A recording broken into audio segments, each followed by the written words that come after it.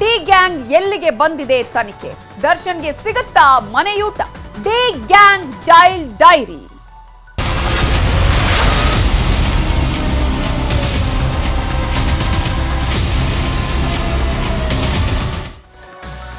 ಈಗಾಗಲೇ ಹಲವು ದಿನಗಳಿಂದಲೂ ಜೈಲಲ್ಲಿರುವಂತಹ ನಟ ದರ್ಶನ್ ಜೈಲಲ್ಲಿ ಈಗ ಸೊರಗಿದ್ದಾರಂತೆ.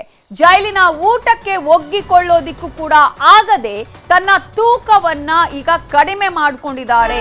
ಅಂದ್ರೆ ಆಹಾರ ತಿನ್ನೋದಿಕ್ಕೆ ಆಗ್ತಾ ಇಲ್ಲ, ಜೈಲಿನ ಊಟವನ್ನ ಸವಿಯೋದಿಕ್ಕೆ ಸೇರ್ತಾ ಇಲ್ಲ.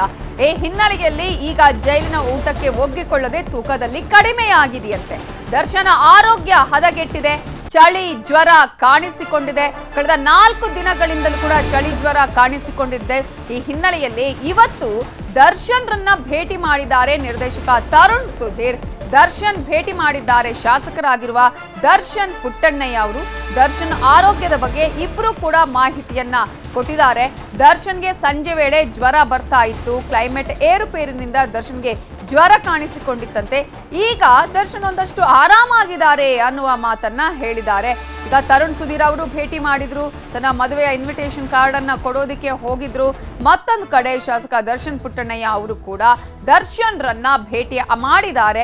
ಆರೋಗ್ಯದ ಬಗ್ಗೆ ಎಲ್ಲರೂ ವಿಚಾರಿಸಿದ್ದಾರೆ. ಆಗ ದರ್ಶನ್ ಇವರಿಗೆ ಹೇಳಿರೋದು, ಕಳೆದ 4-5 ದಿನಗಳಿಂದ ಜ್ವರ ಬಂದಿದೆ, ಚಳಿ ಜ್ವರ ಕಾಣಿಸಿಕೊಂಡಿದೆ, ಸಂಜೆ ಆಗ್ತಾ ಇದ್ದ ಹಾಗೆ ಜ್ವರ ಕಾಣಿಸಿಕೊಳ್ತಾ ಇತ್ತು, ಈಗ ಸ್ವಲ್ಪ ಸುಧಾರಿಸಿಕೊಳ್ತಾ ಇದ್ದೇನೆ ಅನ್ನುವ ಮಾತನ್ನ ಕೂಡ ಹೇಳಿದ್ದಾರಂತೆ. ಅವರ ಆರೋಗ್ಯದ ಬಗ್ಗೆ ಇವರು ವಿಚಾರಿಸಿದಂತಹ ಸಂದರ್ಭದಲ್ಲಿ ಈಗಾಗಲೇ 27 ದಿನಗಳಿಂದ ಪರಪ್ಪನ ಅಗ್ರಹಾರ ಜೈಲಲ್ಲಿ ಕಂಬಿ ಎಣಿಸ್ತಾ ಇರುವಂತಹ ನಟ ದರ್ಶನ್ರನ್ನ ಅನೇಕರು ಬಂದು ಭೇಟಿ ಆಗ್ತಿದ್ದಾರೆ.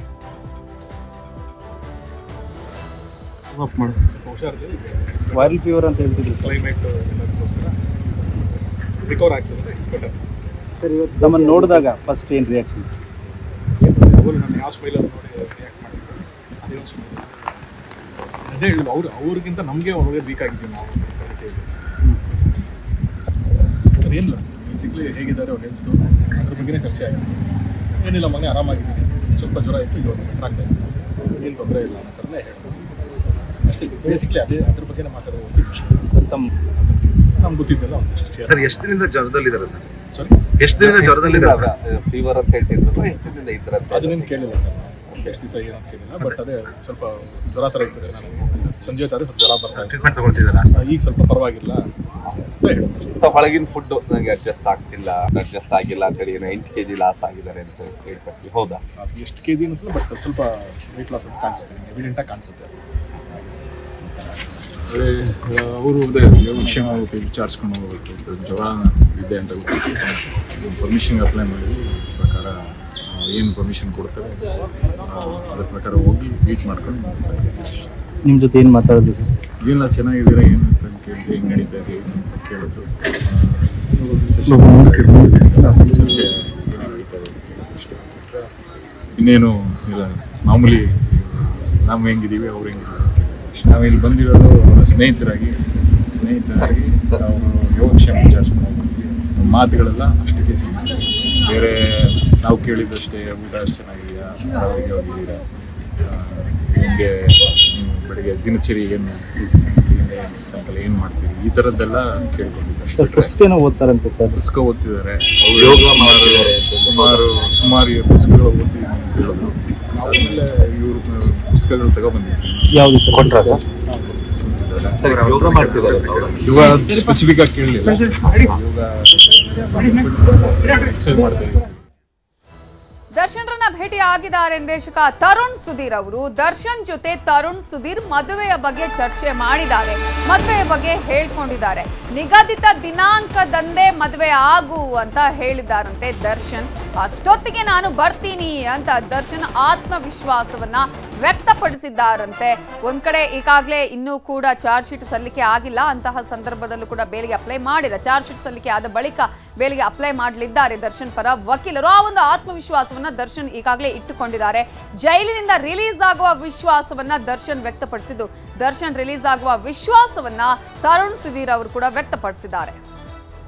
ಮದುವೆ ಬಗ್ಗೆ ಅದು ಅವ್ರಿಗೆ ಮುಂಚೆನೇ ಗೊತ್ತಿದ್ದು ವಿಷಯನೇ.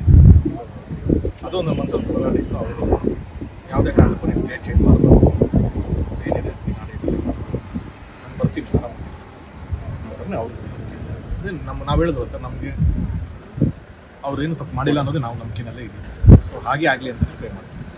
ಸರ್, ವಿಶೇಷವಾದಂತ ಅನುಮತಿ ಏನಾದ್ರು ಪಡ್ಕೊಂಡಿದ್ದೇನೆ ತಮ್ಮ ಏನು ಕಾರ್ಯಕ್ರಮಕ್ಕೆ ಬರೋದಕ್ಕೆ ಏನಾದ್ರು ಆ ಒಂದು ಮಾತು? ಅದೇನು ರೂಲ್ಸ್ ಪ್ರಕಾರದಲ್ಲಿ ಏನಿದೆ, ಸೊ ಆ ವಿಸಿಟ್ ಅಲ್ಲಿ ನಾವು ಅಲ್ಲ ತಮ್ಮ ಮದುವೆಗೆ ಬರ್ಲಿಕ್ಕೆ ಸಾಧ್ಯ? ಅದಕ್ಕೆ ಸ್ಪೆಷಲ್ ಪರ್ಮಿಷನ್ಗೆ ನಾನು ಹೇಳ್ತೀನಿ. ಅದು ನನಗೆ ಗೊತ್ತಿಲ್ಲ, ಅದಕ್ಕೆ ಮುಂಚೆನೇ ಬರ್ತಾರೇನೋ ನಂಬಿಕೆ ಇದೆ. ಇರುಗೇಷನ್ ಕಾರ್ಡಿನ ತಲುಪಿಸಿದ್ರೆ ಇದೆಲ್ಲ ಏನು ತಗೊಂಡೋಗಕ್ಕೆ ಬಿಡಲ್ವಲ್ಲ ಸರ್, ಆಶೀರ್ವಾದ ಪಡ್ಕೊಂಡಿದ್ದೀನಿ. ಸೊ ಇವತ್ತು ಈಗಾಗಲೇ ತರುಣ್ ಸುಧೀರ್ ಹಾಗೆಯೇ ದರ್ಶನ್ ಪುಟ್ಟಣ್ಣೆ ಅವರು ಭೇಟಿಯಾಗಿದ್ದಾರೆ, ಅನೇಕ ವಿಚಾರಗಳನ್ನ ಮಾತನಾಡಿದ್ದಾರೆ. ಆದ್ರೆ ಈಗ ಜ್ವರ ಕೂಡ ಕಾಣಿಸಿಕೊಂಡಿದೆ ಕಳೆದ 4-5 ದಿನಗಳಿಂದ. ಈಗ ಸ್ವಲ್ಪ ಸುಧಾರಿಸಿಕೊಳ್ತಾ ಇದ್ದಾರೆ. ಇಂತಹ ಸಂದರ್ಭದಲ್ಲಿ ದರ್ಶನ್ ಈಗಾಗಲೇ ಕೋರ್ಟ್ಗೂ ಕೂಡ ಮನವಿಯನ್ನ ಮಾಡಿಕೊಂಡಿದ್ದಾರೆ. ನನಗೆ ಮನೆಯೂಟ ಬೇಕು ಅನ್ನುವಂತಹ ಅಪ್ಲಿಕೇಶನ್ ಅನ್ನ ಹಾಕಿದ್ದಾರೆ. ಹಾಗಾದ್ರೆ ದರ್ಶನ್ಗೆ ಮನೆಯೂಟ ಸಿಗುತ್ತಾ ಇಲ್ವಾ ಅನ್ನುವಂತಹ ಪ್ರಶ್ನೆ ಕೂಡ ಇದೆ. ದರ್ಶನ್ಗೆ ಜೈಲೂಟವೇ ಗಟ್ಟಿ ಆಗತ್ತಾ? ಸಂಜೆ 4 ಗಂಟೆಗೆ ಇದರ ಬಗ್ಗೆ ಕೋರ್ಟ್ನಲ್ಲಿ ವಿಚಾರಣೆ ನಡೆಯಲಿದೆ. ನಿನ್ನೆ ಕೂಡ ವಿಚಾರಣೆಯನ್ನ ನಡೆಸುವ ಸಂದರ್ಭದಲ್ಲಿ ಕೋರ್ಟ್ ಅಂದ್ರೆ ನ್ಯಾಯಾಧೀಶರು ಇವತ್ತಿಗೆ ಈ ಒಂದು ವಿಚಾರಣೆಯನ್ನ ಮುಂದೂಡಿದ್ರು. ಅದರಲ್ಲಿ ಎಸ್ಪಿಪಿಗೆ ಆಕ್ಷೇಪಣೆ ಸಲ್ಲಿಸೋದಕ್ಕೆ ಅವಕಾಶವನ್ನ ಮಾಡಿಕೊಟ್ಟಿದ್ರು, ಏನಾದರೂ ಆಕ್ಷೇಪಣೆಗಳು ಇದೆಯಾ ಅಂತ ಹೇಳಿ. ಸೊ ಮನೆಯೂಟ, ಹಾಸಿಗೆ ಹಾಗೂ ಪುಸ್ತಕಕ್ಕೆ ಬೇಡಿಕೆಯನ್ನ ಇಟ್ಟಿದ್ದಾರೆ. ಹೈಕೋರ್ಟ್ಗೆ ರಿಟ್ ಅರ್ಜಿಯನ್ನ ಸಲ್ಲಿಸಿದ್ರು. ನಿನ್ನೆ ಅರ್ಜಿಯ ವಿಚಾರಣೆ ನಡೆಸಿದ ಕೋರ್ಟ್ ಇವತ್ತಿಗೆ ಈ ವಿಚಾರಣೆಯನ್ನ ಮುಂದೂಡಿದೆ. ಆದ್ರೆ ಇವತ್ತು ಅರ್ಜಿ ಊರ್ಜಿತವಲ್ಲ ಅಂತ ಕೆಲ ಮಾಹಿತಿಯನ್ನ ಉಲ್ಲೇಖಿಸಿ ಎಸ್ಪಿಪಿ ಪ್ರಸನ್ನ ಕುಮಾರ್ ವಾದವನ್ನ ಮಾಡಲಿದ್ದಾರೆ. ಇವೆಲ್ಲದರ ಬಗ್ಗೆ ಇನ್ನಷ್ಟು ಡೀಟೇಲ್ಸ್ ಅನ್ನ ಕೊಡೋದಕ್ಕೆ ನಮ್ಮ ರಿಪೋರ್ಟರ್ ಮಂಜು ಆರ್ಯ ಈಗ ನ್ಯೂಸ್ ಡೆಸ್ಕ್ ಇಂದ ನೇರ ಸಂಪರ್ಕದಲ್ಲಿ ಜಾಯಿನ್ ಆಗಿದ್ದಾರೆ.